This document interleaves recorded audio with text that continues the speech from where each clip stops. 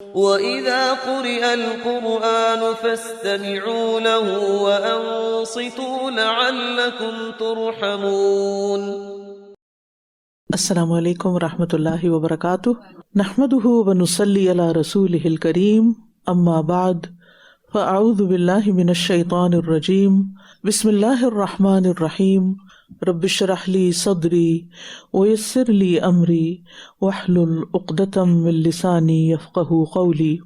سورۃ الشعراء یہ مکی سورت ہے، اس کی 227 آیات ہیں، ترتیب کے اعتبار سے 26 نمبر سورت ہے، نزول کے اعتبار سے 47 نمبر ہے۔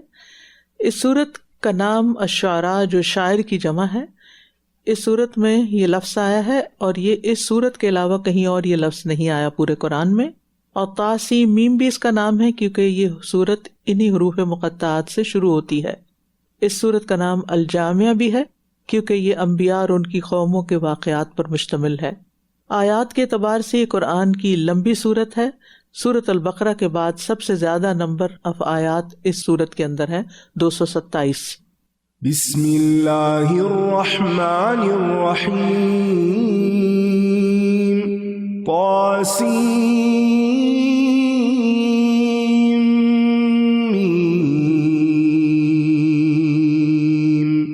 تلک آیات الکتاب المبین، لعلک باخع نفسک الا یکونوا مؤمنین،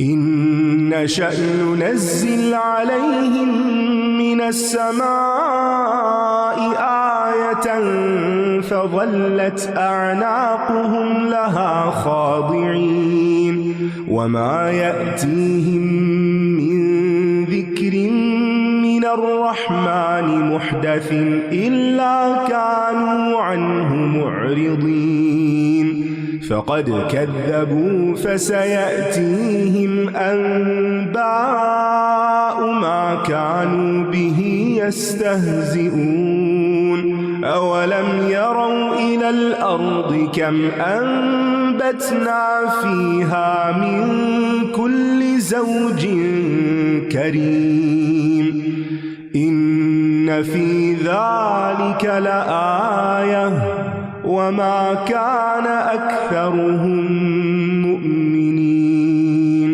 وإن ربك لهو العزيز الرحيم۔ طاسیم میم، یہ روشن کتاب کی آیات ہیں۔ قرآن ایک روشن کتاب ہے، واضح ہے، ہمارے سارے مسائل کا حل اس کتاب کے اندر موجود ہے، لیکن ہمارا اگر اس سے تعلق نہیں تو ہماری زندگی میں روشنی نہیں ہو سکتی۔ شاید آپ اپنی جان کو ہلاک کر دیں گے کہ یہ لوگ ایمان نہیں لاتے۔ اس سے نبی صلی اللہ علیہ وسلم کی تڑپ، شوق اور بے قراری سمجھ میں آتی ہے کہ انہیں اللہ کا پیغام پہنچانے میں کتنی دلچسپی تھی اور وہ کتنا بڑا دل رکھتے تھے کہ لوگ خوش و خرم رہیں، دکھوں سے محفوظ رہیں۔ یہ عام انسان کی کوالٹی نہیں ہو سکتی۔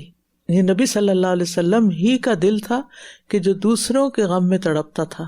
زیادہ تر لوگ سیلف سینٹرڈ ہوتے ہیں، صرف اپنے غم ان کو یاد ہوتے ہیں، اوروں کی فکر نہیں ہوتی، لیکن نبی صلی اللہ علیہ وسلم رحمت للعالمین تھے، سب انسانوں کی نجات کی انہیں فکر تھی۔